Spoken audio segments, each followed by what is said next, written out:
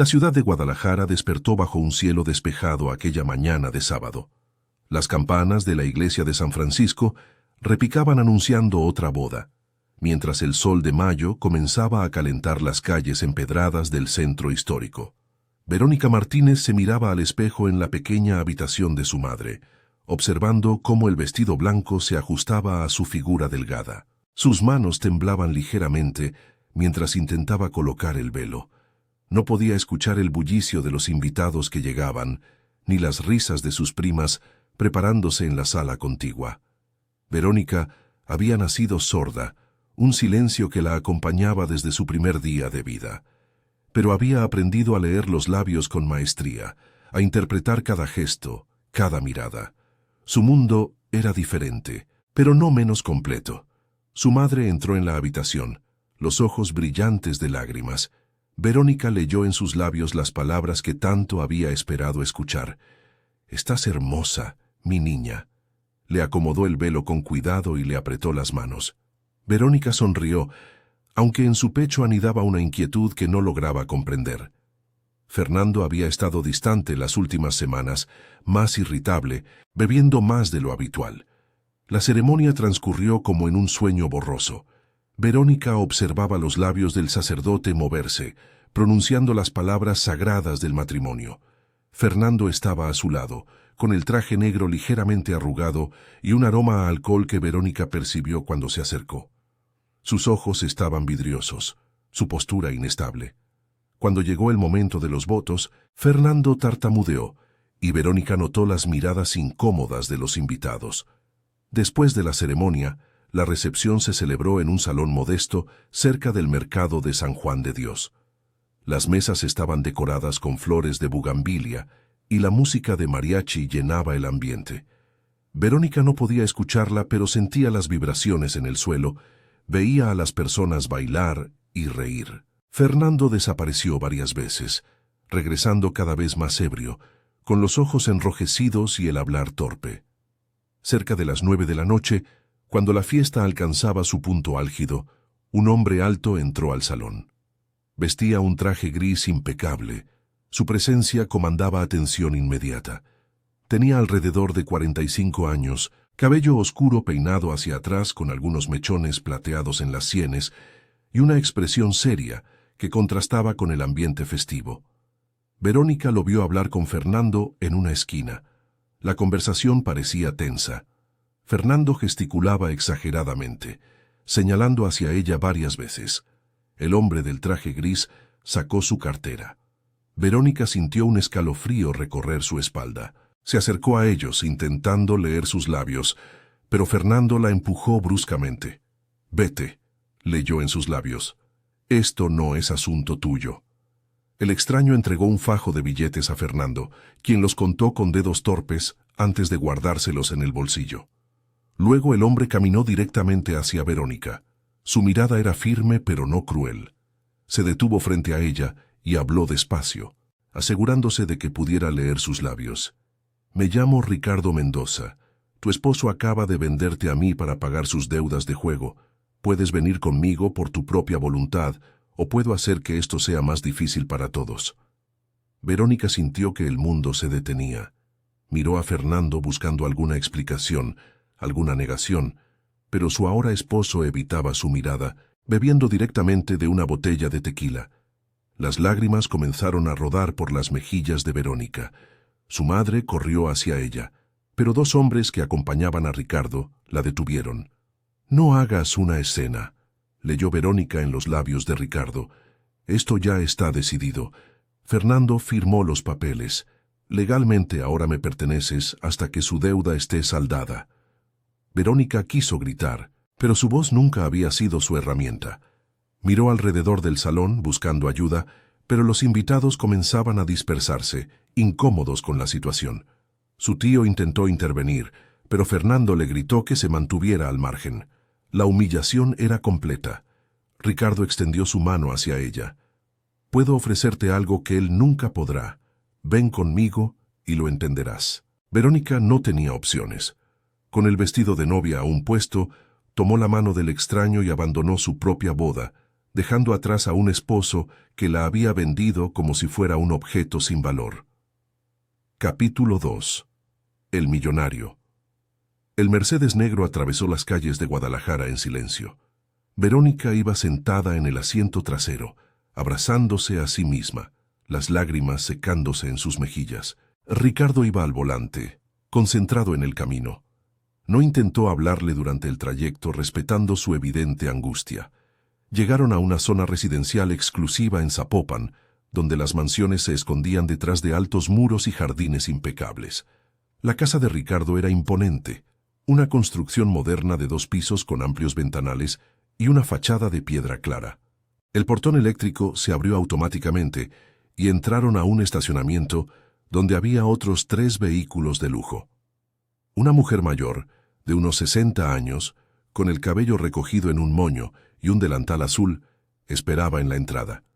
Ricardo le habló, y aunque Verónica no pudo leer sus labios desde esa distancia, vio cómo la mujer asentía y la miraba con una mezcla de curiosidad y compasión. «Esta es Guadalupe», le dijo Ricardo a Verónica hablando despacio. «Ella te ayudará con todo lo que necesites. Te mostraré tu habitación». Verónica siguió a Ricardo por un pasillo amplio, decorado con arte contemporáneo mexicano. Las paredes eran blancas, el suelo de mármol reflejaba las luces del techo. Todo en esa casa hablaba de dinero, de un mundo completamente ajeno al suyo. Ricardo abrió una puerta y reveló una habitación espaciosa con una cama king size, un balcón que daba a un jardín iluminado y un baño privado. «Descansa esta noche», le dijo Ricardo. «Mañana hablaremos con calma». Antes de irse, se detuvo en el umbral y agregó: «No soy un monstruo, Verónica. Sé que esto es confuso y aterrador para ti, pero te prometo que entenderás por qué hice esto». Verónica se quedó sola en la habitación, mirando a su alrededor sin poder procesar lo que había ocurrido. Se quitó el vestido de novia con manos temblorosas y se puso una bata que encontró en el armario. Se sentó en la cama, abrazando una almohada, y lloró hasta que el agotamiento la venció. La mañana siguiente, Guadalupe entró con una bandeja de desayuno. Había chilaquiles, frijoles refritos, jugo de naranja y café. La mujer sonrió con calidez y le indicó por señas que comiera. Verónica apenas probó la comida, su estómago revuelto por la ansiedad. Ricardo apareció una hora después, vestido con ropa casual, jeans oscuros y una camisa blanca.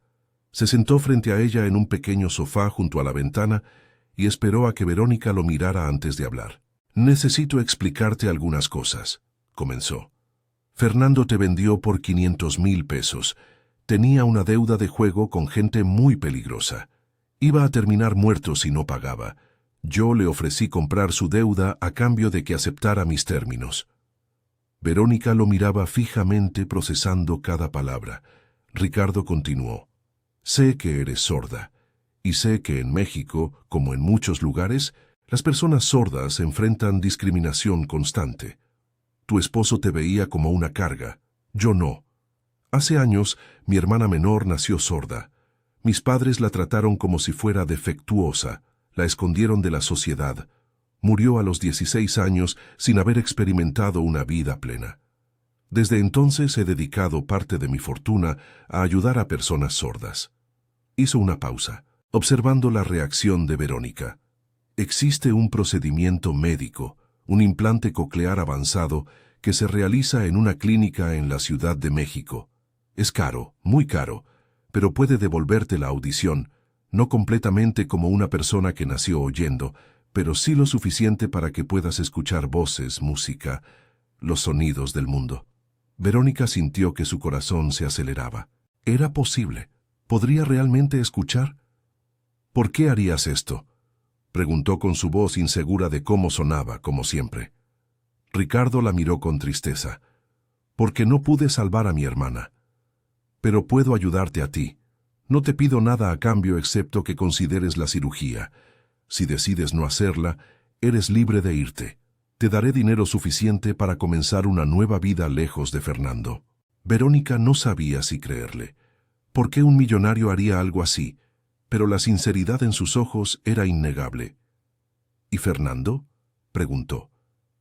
Su deuda está pagada. No volverá a molestarte. De hecho, firmó papeles renunciando a cualquier derecho sobre ti. El matrimonio será anulado. Las siguientes semanas transcurrieron en una rutina extraña. Ricardo le presentó a un médico especialista que vino a la casa para evaluarla. Le explicaron el procedimiento en detalle, usando diagramas y videos. Verónica aprendió que el implante coclear era un dispositivo electrónico que estimularía directamente el nervio auditivo. No era perfecto, requeriría meses de terapia para aprender a interpretar los sonidos, pero cambiaría su vida. Ricardo era respetuoso, nunca la presionó.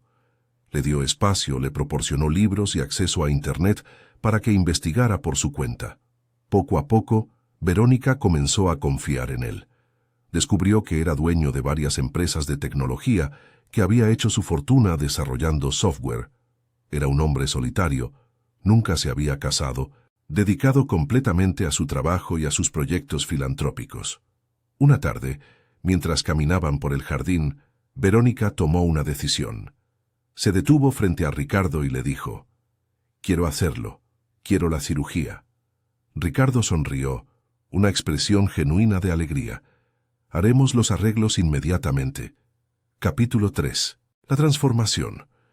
El Hospital Ángeles Lomas en la Ciudad de México era una institución de primer nivel, con pasillos amplios y luminosos, equipamiento de última generación y un personal altamente capacitado. Verónica llegó acompañada por Ricardo y Guadalupe, quien había insistido en estar presente durante todo el proceso.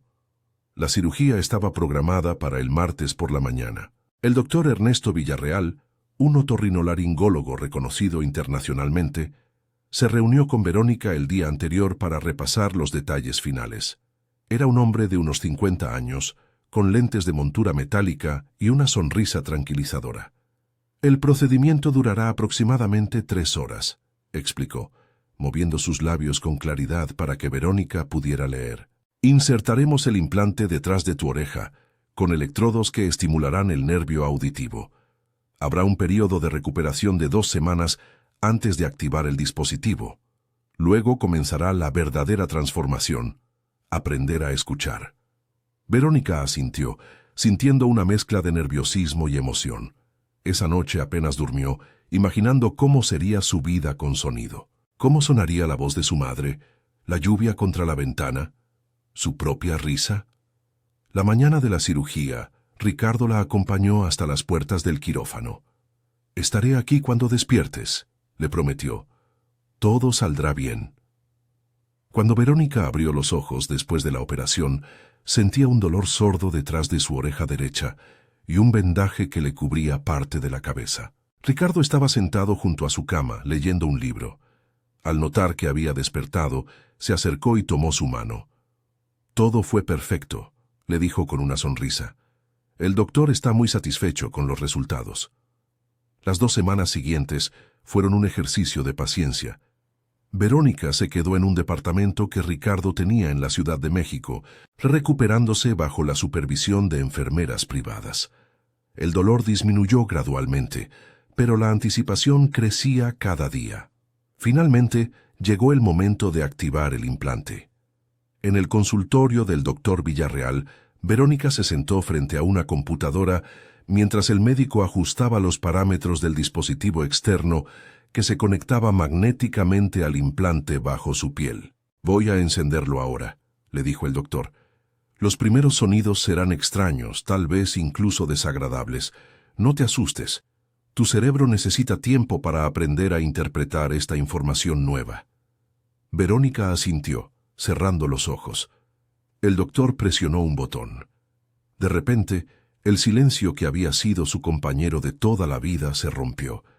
Un zumbido electrónico llenó su conciencia, seguido de pitidos agudos que la hicieron estremecer. Abrió los ojos bruscamente, desorientada. El doctor estaba hablando, y aunque los sonidos eran distorsionados, irreconocibles, eran sonidos. Estaba escuchando. Las lágrimas comenzaron a rodar por sus mejillas.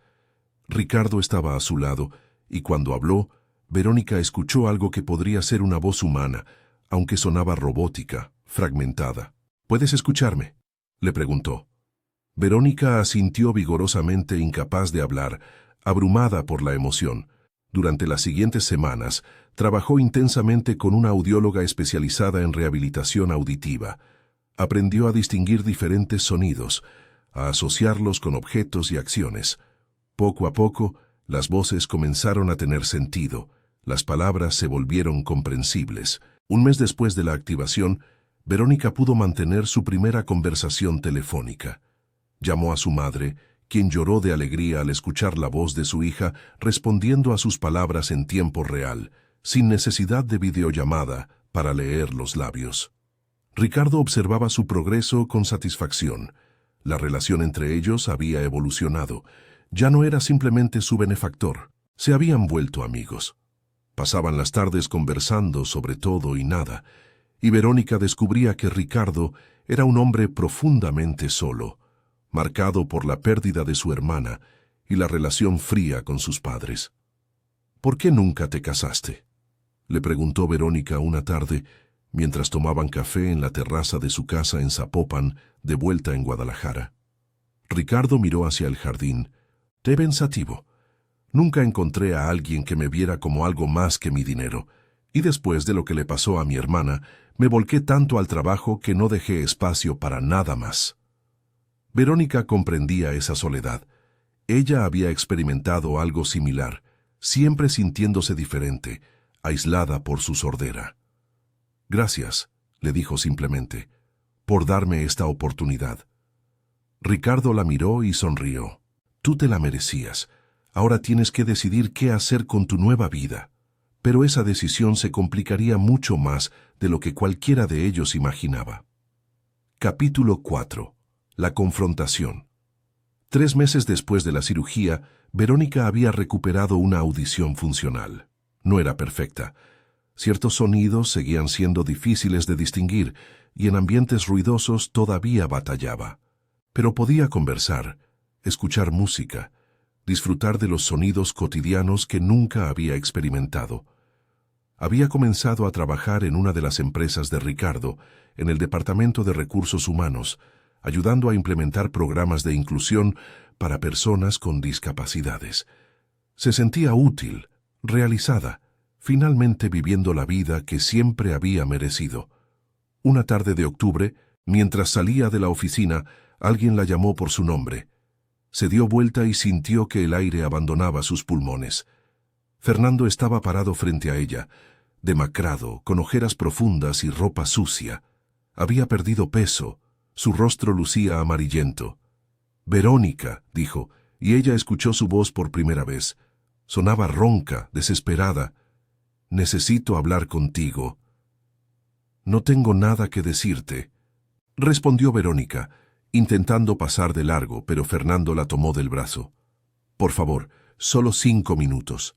Te lo ruego». Verónica miró alrededor. Había gente en la calle. Se sentía segura. 5 minutos, aquí afuera. Fernando se derrumbó, las palabras saliendo atropelladamente. «Cometí el peor error de mi vida. Estaba desesperado, borracho, asustado.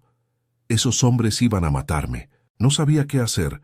Cuando Ricardo ofreció comprar mi deuda, pensé que solo te llevaría por unos días, que te devolvería. No sabía que iba a curarte».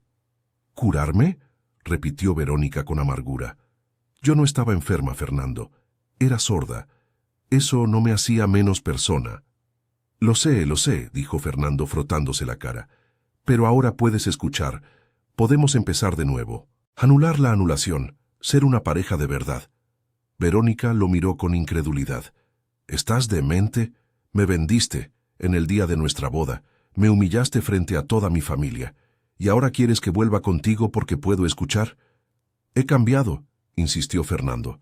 «Dejé de beber. Estoy en rehabilitación. Encontré trabajo en un taller mecánico. Quiero compensarte». «No hay compensación posible», dijo Verónica firmemente. «Lo que hiciste es imperdonable. Sigue con tu vida, Fernando. Yo seguiré con la mía». Intentó alejarse nuevamente, pero Fernando la sujetó con más fuerza. «Ese millonario te tiene comprada. ¿No lo ves? Te hizo creer que es tu salvador, pero solo quiere controlarte. Igual que todos los ricos, creen que pueden comprar personas. Suéltame, exigió Verónica, su voz elevándose. Un guardia de seguridad de la empresa se acercó rápidamente. ¿Algún problema, señorita Martínez? Fernando la soltó, retrocediendo. Esto no ha terminado, Verónica. Todavía eres mi esposa ante Dios. Volveré. Verónica regresó a casa temblando. Le contó a Ricardo lo sucedido, y él se puso serio inmediatamente. Haré que la seguridad esté más atenta. Fernando no puede acercarse a ti. Pero 2 semanas después, la situación empeoró. Verónica recibió una carta de un abogado. Fernando estaba demandando la invalidez de la anulación, argumentando que había firmado los documentos bajo coacción y embriaguez. Reclamaba sus derechos conyugales y exigía que Verónica regresara con él. Ricardo contrató a los mejores abogados de Guadalajara. Durante meses, el caso se desarrolló en los tribunales. Fernando alegaba que Ricardo había aprovechado su situación vulnerable para separarlo de su esposa. Los medios locales se enteraron de la historia, y el caso se volvió un escándalo. Millonario acusado de comprar mujer sorda en su propia boda. La presión era inmensa. Verónica tuvo que testificar, revivir la humillación de esa noche. Pero también tuvo la oportunidad de contar su versión, de explicar cómo Ricardo le había devuelto no solo la audición, sino su dignidad y autonomía. El juez, una mujer de unos 60 años llamada Magistrada Sánchez, escuchó todos los testimonios con atención. Cuando llegó el momento del veredicto, la sala estaba llena de periodistas y curiosos. Este caso, comenzó la magistrada, representa lo peor y lo mejor de la naturaleza humana. El señor Fernando Ruiz vendió a su esposa para pagar deudas de juego. Este acto, aunque técnicamente no constituye tráfico de personas según nuestra legislación actual, es moralmente repugnante y constituye violencia económica y psicológica. Hizo una pausa mirando directamente a Fernando. El señor Mendoza, por otro lado, actuó de manera poco convencional, pero sus acciones demostraron compasión genuina. No explotó a la señora Martínez, sino que le brindó atención médica de primer nivel y oportunidades que su propio esposo le negó. La magistrada golpeó su mazo. La anulación se mantiene. El matrimonio entre Verónica Martínez y Fernando Ruiz queda legalmente disuelto. Además, emito una orden de restricción. El señor Ruiz no puede acercarse a menos de 500 metros de la señora Martínez. Caso cerrado. Verónica sintió que un peso enorme se levantaba de sus hombros. Ricardo la abrazó, y por primera vez en meses, ella sintió paz verdadera. Esa noche, de vuelta en la mansión de Zapopan, Verónica y Ricardo se sentaron en el jardín bajo las estrellas.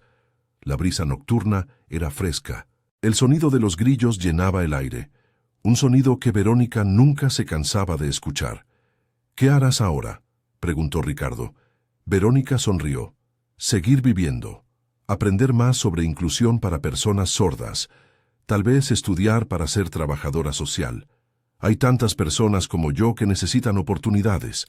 Te apoyaré en lo que decidas», prometió Ricardo. Verónica lo miró con afecto. En estos meses, había llegado a comprender que Ricardo no era solo su benefactor. Era su amigo, su mentor, alguien que había visto su valor cuando ni siquiera su propio esposo lo había hecho. «¿Y tú?», preguntó Verónica. «¿Seguirás viviendo solo en esta casa enorme?». Ricardo rió suavemente. «Quizás no tan solo. Estoy pensando en crear una fundación para personas con discapacidad auditiva. Necesitaré ayuda para dirigirla. ¿Conoces a alguien interesado?». Verónica extendió su mano. «Creo que conozco a la persona perfecta». Estrecharon manos, sellando no solo un acuerdo profesional, sino una amistad que había surgido de las circunstancias más improbables. Verónica había comenzado ese año siendo vendida por el hombre que juraba amarla. Lo terminaba con una nueva audición, una nueva carrera y una nueva comprensión de su propio valor. El pasado había sido doloroso, lleno de traiciones y lágrimas, pero el futuro brillaba con posibilidades infinitas, y por primera vez en su vida, Verónica podía escuchar claramente su propia voz, diciéndole que merecía cada una de esas oportunidades.